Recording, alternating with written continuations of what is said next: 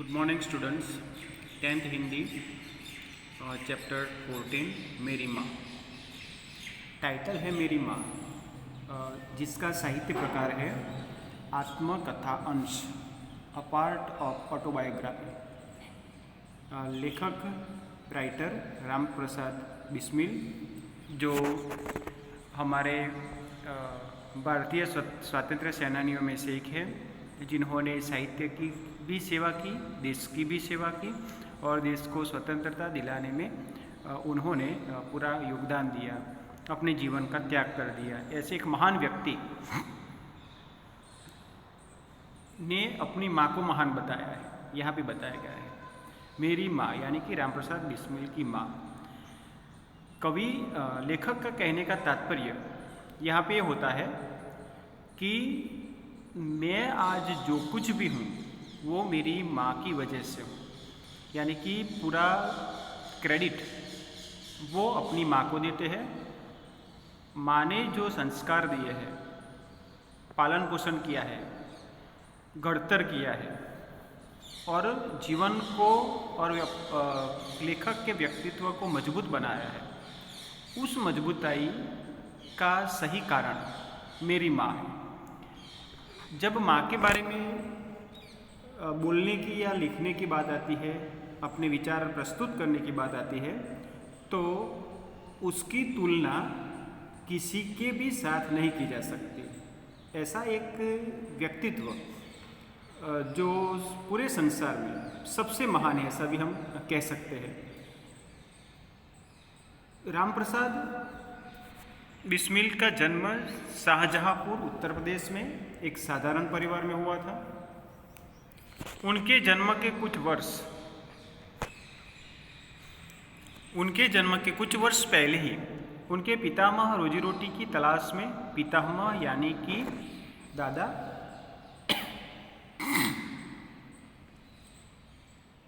रोजी रोटी की तलाश में ग्वालियर के अपने गांव से आकर यहाँ बसे थे।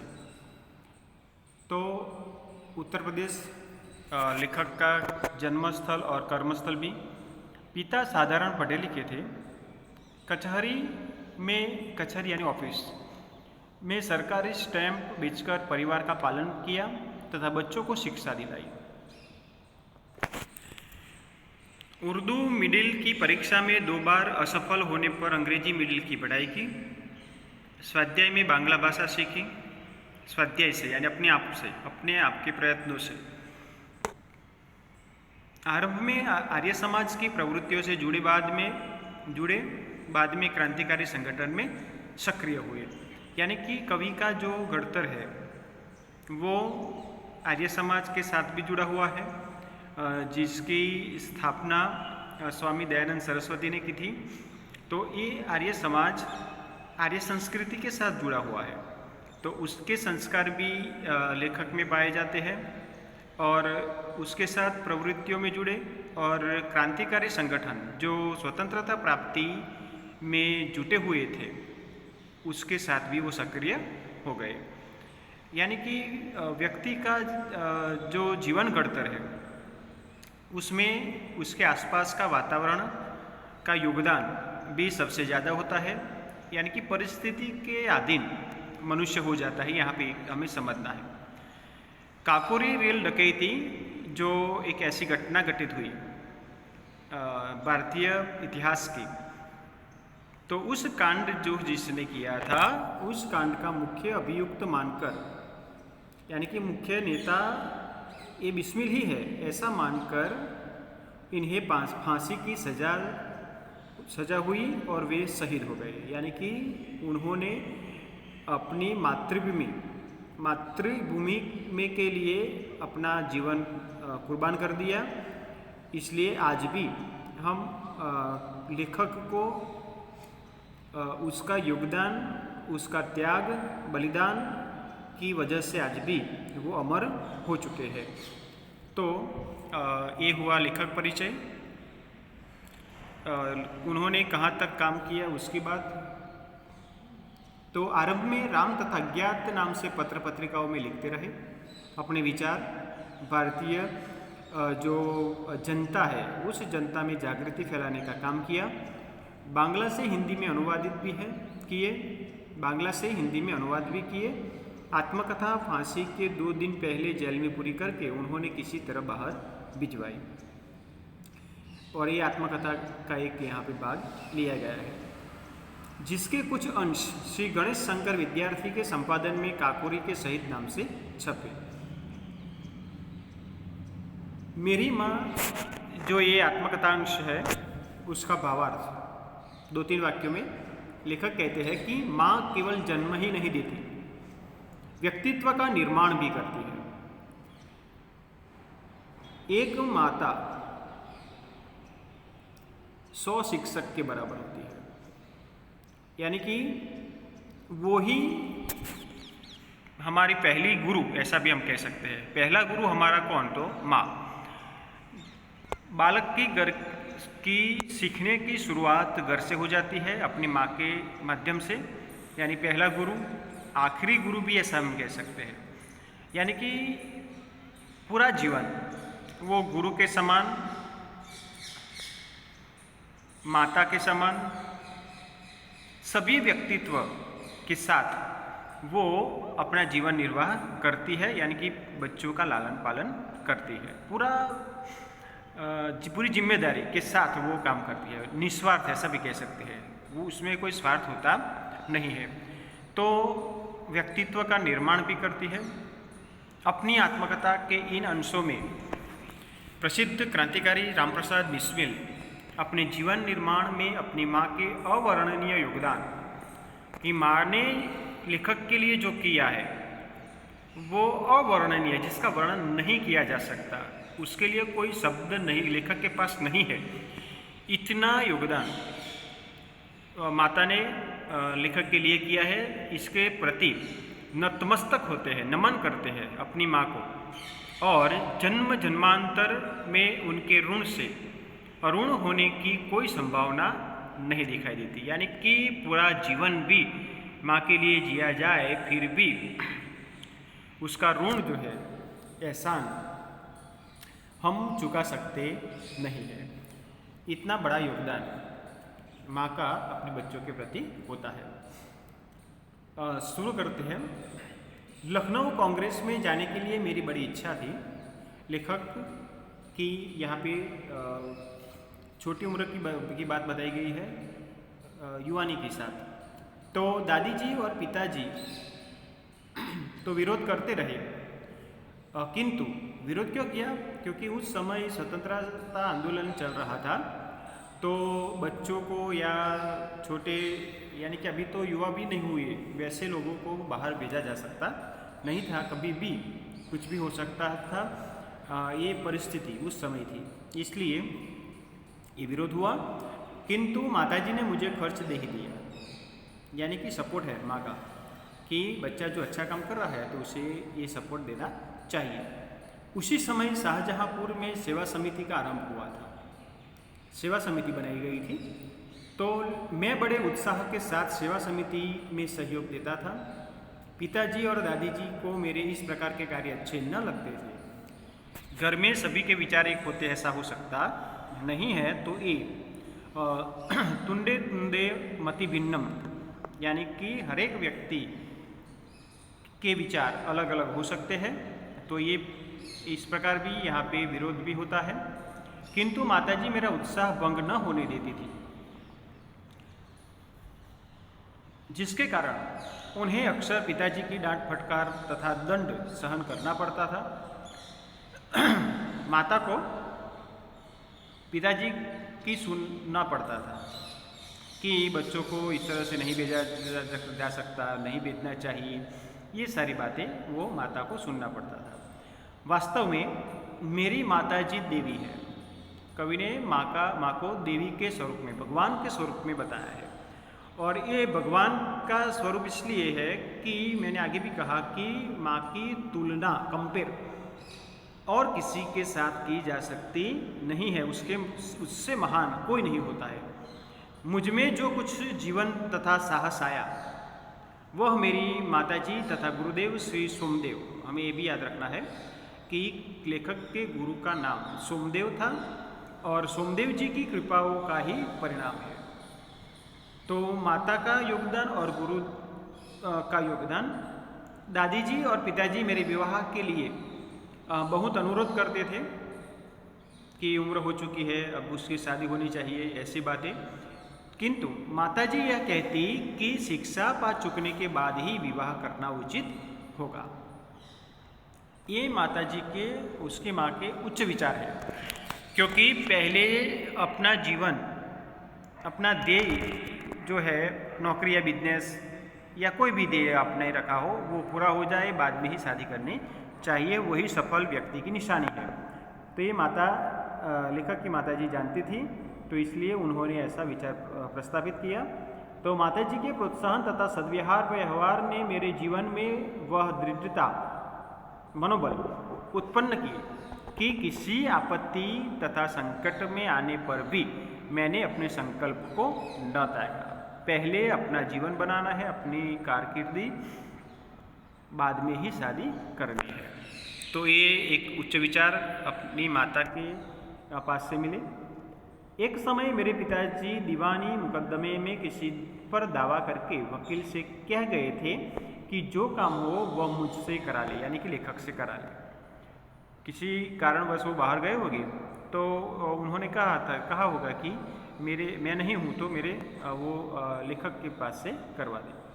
कुछ आवश्यकता पड़ने पर वकील साहब ने मुझे बुला भेजा और कहा कि मैं पिताजी के हस्ताक्षर वकालतनामे पर कर दूँ, यानी कि जो भी वकालतनामा लिखा गया है स्टैम्प पे, उस पर पिताजी के नाम की साइन लेखक को करने की आई। ये घटना लेखक यहाँ पे इसलिए बताते हैं कि इसमें से हमें भी कुछ सीखना है कि पिताजी की जगह पे हम साइन कर सकते नहीं है, ये हमारी जिम्मेदारी नहीं है। यानी कि जिम्मेदारी जिसकी है वही वो काम अच्छी तरह से कर सकता है। मैंने तुरंत उत्तर दिया कि यह तो धर्म विरुद्ध होगा, ये सही नहीं है, किंतु मुझ पर कुछ भी प्रभाव, इस प्रकार का पाप मैं कदापि नहीं कर सकता। वकील साहब ने बहुत समझाया कि मुकदमा खारिज हो जाएगा, खारिज यानी कैंसल, नष्ट हो जाएगा, बंद हो जाएगा, किंतु मुझ पर कुछ भी प्रभाव न हुआ, न मैंने हस्ताक्षर किए। यानी कि लेखक अपने विचार है, अपने सिद्धांत है, उस पर टिके रहते हैं कि मैं बुरा काम या गलत काम नहीं करता और नहीं कर सकता, तो उन्होंने नहीं किया। ये उसके उच्च विचार है। अपने जीवन में हमेशा सत्य का आचरण करता था, चाहे कुछ हो, कुछ भी हो जाए, सत्य बात कह देता था। ये लेखक के अच्छे गुण बताए गए हैं कि बुरा लगे तो बुरा, सामने वाले व्यक्ति को बुरा लगे तो बुरा, कोई बात नहीं, लेकिन जो कहना है वो कह देना है। 11 वर्ष की उम्र में माताजी विवाह कर शाहजहाँपुर आई थी। बाल विवाह उस समय आज भी चल रहे हैं कई समाज में, तो उस समय भी चल रहे थे। तो 11 वर्ष की छोटी सी उम्र में माँ की शादी हो चुकी थी। उस समय वह नितांत अशिक्षित, नितांत यानी बिल्कुल एकदम अशिक्षित, अनपढ़ थी, एक ग्रामीण कन्या के समान थी। यानी कि कुछ भी मैच्योरिटी की, परिपक्वता की बात आती है, सभी का अभाव अपनी माँ में थी। शाहजहाँपुर आने के थोड़े दिनों बाद दादी जी ने अपनी छोटी बहन को बुला लिया। उन्होंने माताजी, हमें भी याद रखना है कि माताजी को पढ़ाने के लिए दादी जी ने किसे बुलाया, तो दादी जी ने अपनी छोटी बहन को बुला लिया। उन्होंने माताजी को गृह कार्य की शिक्षा दी, घर काम कैसे किया जाता है। थोड़े दिनों में माताजी ने घर के सब कामकाज को समझ लिया और भोजन वगैरह का ठीक प्रबंध करने लगी। मेरे जन्म होने के 5 या 7 वर्ष बाद उन्होंने हिंदी पढ़ना आरंभ किया। यानी कि बड़ी उम्र में माताजी ने पढ़ने की शुरुआत की। यानी कि पढ़ने की कोई उम्र होती नहीं है, आपका मन होता है, आपकी इच्छा होती है, तो आप किसी भी उम्र में पढ़ सकते हैं। हमारे प्रधानमंत्री नरेंद्र मोदी जी ने भी अंग्रेजी अपनी 52 वर्ष की उम्र में 52 ईयर्स की उम्र में अंग्रेजी भाषा सीखने की शुरुआत की थी। तो पढ़ने की कोई उम्र नहीं होती, कभी भी आप अपनी इच्छा के मुताबिक पढ़ सकते हो। तो ये इच्छा की बात आई कि इच्छा तीव्र होनी चाहिए, कुछ पाने की इच्छा तो ये आप पा सकते हैं। तो ये यहाँ पे बताया गया है कि बड़ी उम्र में माताजी ने पढ़ने की शुरुआत की, हिंदी पढ़ना आरंभ किया। पढ़ने का शौक़ उन्हें खुद ही पैदा हुआ था, उन्हें लगा कि नहीं ये अच्छी बात है, करना चाहिए। मोहल्ले की सखी सहेली जो घर पर आया करती थी, उन्हीं में जो शिक्षित थी, माताजी उनसे अक्षरबोध करती थी। तो हमें ये भी याद रखना है कि अक्षरबोध माताजी ने कहाँ से सीखा, तो घर में आने वाली सखी सहेलियों में जो शिक्षित थी उससे वो अक्षरबोध, अक्षर ज्ञान प्राप्त करती थी। इस प्रकार घर का सब काम कर चुकने के बाद जो कुछ समय मिल जाता उसमें पढ़ना लिखना करती। परिश्रम के बल से थोड़े दिनों में ही वह देवनागरी पुस्तकों का अध्ययन करने लगी। देवनागरी पुस्तक यानी हिंदी भाषा देवनागरी लिपि में, लिपि यानी लेखन की स्टाइल, भाषा के शब्द किस पद्धति से लिखे जाते हैं उसे हमें लिपि कहा जाता है। जैसे हिंदी, तो हिंदी में ये यहाँ पे दिया गया है कि पुस्तक, तो पुस्तक को तो यही इसी भाषा में प स त क और ये मात्रा के साथ, तो ये लिखने की स्टाइल उसे क्या कहेंगे हम, लिपि। क्लियर। मेरी बहनों को छोटी आयु में माताजी ही शिक्षा दिया करती थी। जब से मैंने आर्य समाज में प्रवेश किया, माताजी से खूब वार्तालाप होता। उस समय की अपेक्षा जब उनके विचार भी कुछ उदार हो गए, यानी कि पढ़ने के साथ साथ अपने विचार भी उदार हो जाते हैं।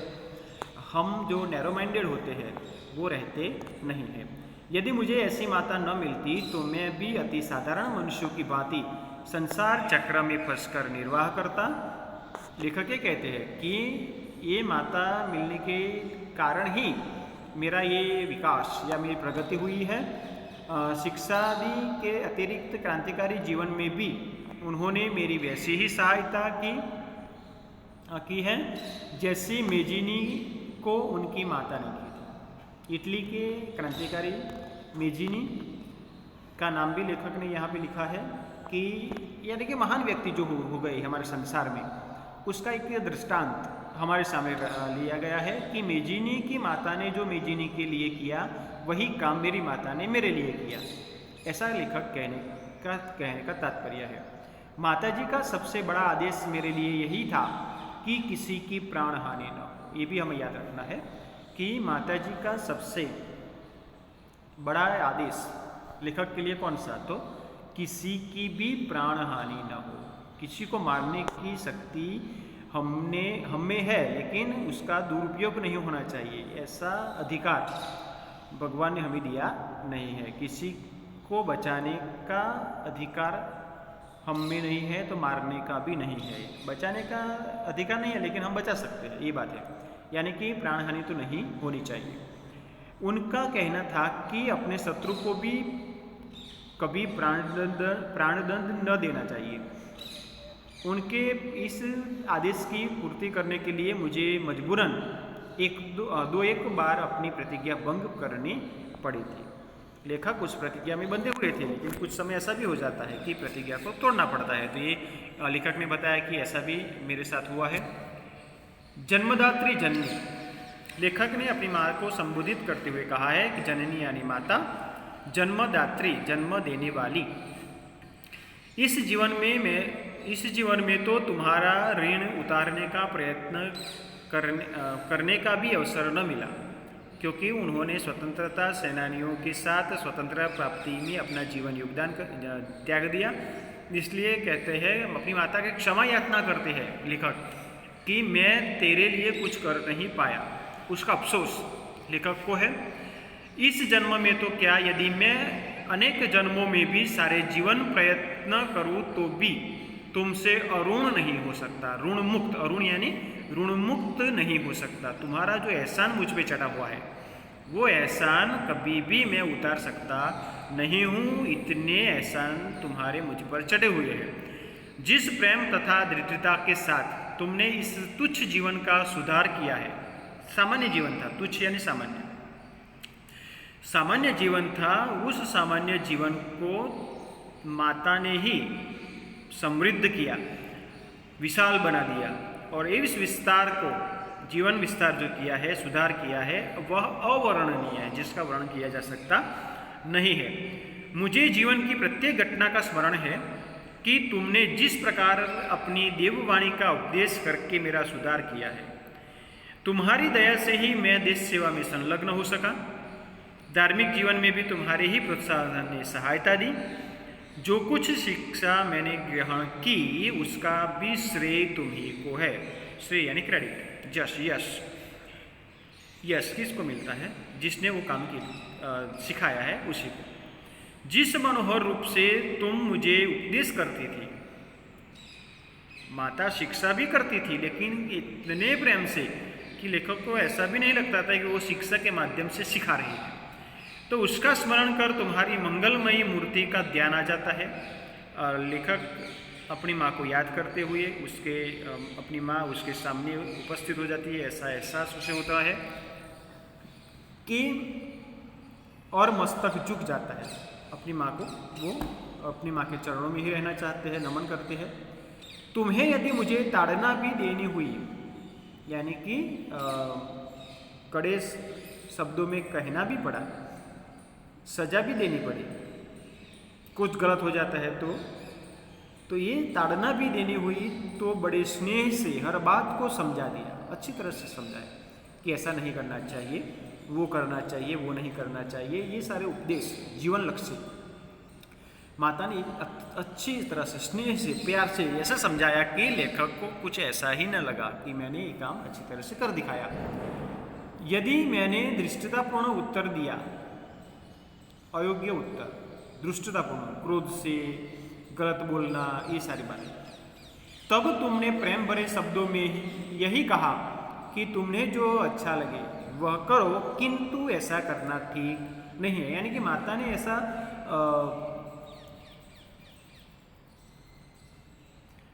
नहीं कहा कि तुम्हें जो लगे ठीक लगे, लेकिन ये गलत है, गलत है तो गलत है, वो कह दिया है। यानी कि एक बार चेतावनी या उसे जो बताना है वो बता दिया है कि ये ठीक नहीं है, परिणाम अच्छा न होगा। जीवनदात्री माता को संबोधन करते हुए लेखक कहते हैं कि तुमने इस शरीर को जन्म देकर केवल पालन पोषण ही नहीं किया, बल्कि आत्मिक, अंदर से आत्मा की बात आई, धार्मिक तथा सामाजिक उन्नति में तुम ही मेरी सदैव सहायक रहे। यानी कि सर्वांगी विकास, यूनिवर्सल डेवलपमेंट लेखक की हुई है। तो इस कारण माता है। जन्म जन्मांतर परमात्मा ऐसे ही माता दे, वैसी वो प्रार्थना करते हैं भगवान से कि मुझे हर हमेश ये माता ही मिले, ऐसा कवि ने प्रार्थना करते हुए कहा है। महान से महान संकट में भी तुमने मुझे अधीर नहीं होने दिया। अधीर यानी उतावलापन, उतावला नहीं बना। सदैव अपनी प्रेम भरी वाणी को सुनाते हुए तुम मुझे सांत्वना देती रही, आश्वासन देती रही। तुम्हारी दया की छाया में मैंने अपने जीवन भर में कोई कष्ट अनुभव न किया, यानी कि कोई कष्ट आने ही नहीं दिया। माता यानी छत्र छाया, अपना एक सपोर्ट होता है, उसके बाद एक कवच की तरह उन्होंने काम किया। इस संसार में मेरी किसी भी भोगविलास तथा ऐश्वर्य की इच्छा नहीं। लेखक कहते हैं कि भोगविलास और ऐश्वर्य सब यहाँ पे रह जाने वाले हैं और इसकी कोई इच्छा नहीं है। केवल एक इच्छा है, वह यह कि एक बार श्रद्धापूर्वक तुम्हारे चरणों की सेवा करके अपने जीवन को सफल बना लेता, लेकिन ये नहीं हो पाया। लेखक को फांसी होने वाली है देश के लिए, तो ये अधूरा काम है, माँ की सेवा करने का काम अधूरा रह गया है। किंतु यह इच्छा पूर्ण होती नहीं दिखाई देती और तुम्हें मेरी मृत्यु की दुख भरी खबर सुनाई जाए। माँ, मुझे विश्वास है कि तुम यह समझ कर धैर्य धारण करोगी कि तुम्हारा पुत्र माताओं की माता। लेखक ने सबसे अच्छी बात यहाँ पे बताई है कि माताओं की माता कौन है? अपनी भारत माता, अपने देश को माता के समान बताया गया है। पहले से वर्षों से हमारी संस्कृति भी ये कहती आ रही है कि माताओं की माता, यानी कि माता को, लेखक की माँ को गर्व होगा कि उन्होंने मेरे लिए नहीं तो मेरी से भी महान भारत माता के लिए अपना जीवन त्याग कर दिया, सेवा में समर्पित कर दिया, इसलिए उसे गर्व होगा। भारत माता की सेवा में अपने जीवन को बलि वेदी की भेंट कर गया और उसने तुम्हारी कुख कलंकित न की। सबसे महत्वपूर्ण वाक्य है, माताओं की माता भारत माता और कुख कलंकित न करना, यानी कि जन्म जिस माता ने दिया है उस जन्म को सार्थक करना। कोई ऐसा नहीं न कह जाए कि तुमने अच्छा लड़का पैदा नहीं किया है, तो ये कलंक भी दूर कर दिया। अपनी प्रतिज्ञा पर दृढ़ रहा। जब स्वाधीन भारत का इतिहास लिखा जाएगा, लेखक कहते हैं अपनी माँ को कि जब स्वाधीन यानी स्वतंत्र भारत का इतिहास लिखा जाएगा तो उसके किसी पृष्ठ पर, पेज पर उज्जवल अक्षरों में तुम्हारा भी नाम लिखा जाएगा, क्योंकि जिस लोगों ने देश के लिए योगदान दिया है वह योगदान अपनी माताओं के माध्यम से ही मिला है, उसके संस्कारों के माध्यम से ही मिला है। यानी कि सही क्रेडिट किसे मिलेगी? माताओं को मिलेगी, इसलिए वो महान है। और गुरु गोविंद सिंह जी की धर्मपत्नी ने एक और दृष्टांत लेखक ने रखा है कि कहते हैं कि गुरु गोविंद सिंह जी की धर्मपत्नी ने जब अपने पुत्रों की मृत्यु की खबर सुनी तो वो रोई नहीं, लेकिन प्रसन्न हुई और गुरु के नाम पर धर्म रक्षार्थ, धर्म और रक्षा के अर्थ के लिए उन्होंने अपने पुत्रों के बलिदान पर मिठाई बांटी थी। ऐसी माता, ये महान माता का एक एग्जाम्पल हमारे सामने लेखक ने रखा है कि ऐसी माता होती है। माता सब कुछ सहन कर सकती है, वो उदार दिल, कहते हैं ना दरिया दिल, समुद्र जैसा विशाल दिल रखती है। तो ये विशाल हृदय जैसी माता का दृष्टांत यहाँ पे कि यहाँ पे अब हमारे देश के नौजवान सैनिक, तीनों सेनाओं की, वायुसेना की बात की जाए, जल सेना की या थल सेना, जो भी बात की जाए, वो देश के लिए शहीद हो जाते हैं तो उसकी माता को गर्व होता है कि नहीं, मेरा बेटा घर को छोड़कर, घर का त्याग करके अपनी माताओं की माता, भारत माता की सेवा में उसने अपना जीवन समर्पित कर दिया। तो ऐसा गर्व हर एक माता को होता है। तो ऐसा गर्व धर्म गुरु गोविंद सिंह जी की पत्नी को भी हुआ था। जन्मदात्री वर दो, वरदान कि अंतिम समय भी मेरा हृदय किसी प्रकार विचलित न हो, मैं अपने विचार में अडिग रहूं और तुम्हारे चरण कमलों को प्रणाम कर मैं परमात्मा का स्मरण करता हुआ शरीर त्याग कर। फांसी की सजा हुई है तो उस वक्त मेरा विचार, बुरा विचार ना आए मुझ में, मेरे अंदर बुरे विचार ना आए, ऐसी वो प्रार्थना अपनी माता को करते हैं और भगवान को करते हैं। तो यहाँ पे माँ के बारे में जब हम लिखते हैं, बोलते हैं, तो कई दृष्टांत हमारे सामने है, महान माताओं के दृष्टांत, जो उन्होंने ऐसे महान व्यक्तित्व को इस संसार पे पैदा किया और देश के लिए वो समर्पित कर दिया। तो ऐसी महान माताओं को सलाम है और ऐसे लोगों को भी सलाम है कि ऐसी माताओं का होना भी जरूरी है। यानी कि हम कहते हैं कि स्त्री जो उसका जीवन, पहले इतिहास की बात की जाए प्राचीनता की, तो 4 दीवारों के बीच ही उसका जीवन व्यतीत हो जाता था, पूरा हो जाता था। बाल बच्चों को बड़ा करना, घर का खाना और घर काम करना, और ये पूरा जीवन यहाँ पे इस तरह से बीत जाता था। लेकिन यहाँ आज ऐसा नहीं है। धीरे धीरे वो प्रगति, यानी कि स्त्री को भी सम्मान मान सम्मान मिलता है, वह भी अपने विचार व्यक्त कर सकती है, अपनी शक्ति प्रदर्शित कर सकती है, इसलिए नारी को शक्ति कहा गया है। तो इसी प्रकार नारी शक्ति का एक उत्कृष्ट दृष्टांत इस लेखक की माता के माध्यम से हमें प्राप्त होता है। और वैसी माताओं को सत सत वंदन, सत सत प्रणाम नमन कि इस माताओं की वजह से ही हमारा देश ऐसे सपूतों को प्राप्त कर चुका है, प्राप्त करता रहता है, और उसका लाभ हमें भी मिलता है। तो यहाँ पे आत्मकथांश पूरा होता है। शब्दार्थ, स्वाध्याय, प्रश्न और आंसर, व्याकरण का विभाग, विरुद्धार्थी शब्द, पर्यायवाची शब्द, अर्थ की दृष्टि से वाक्य के प्रकार। तो ये सारे 6 प्रश्न आपको अपनी नोटबुक या वर्कबुक कोई भी एक में लिख देना है और एग्ज़ाम के लिए तैयार भी कर देना है, समझना है और तैयार कर देना है। Thank you.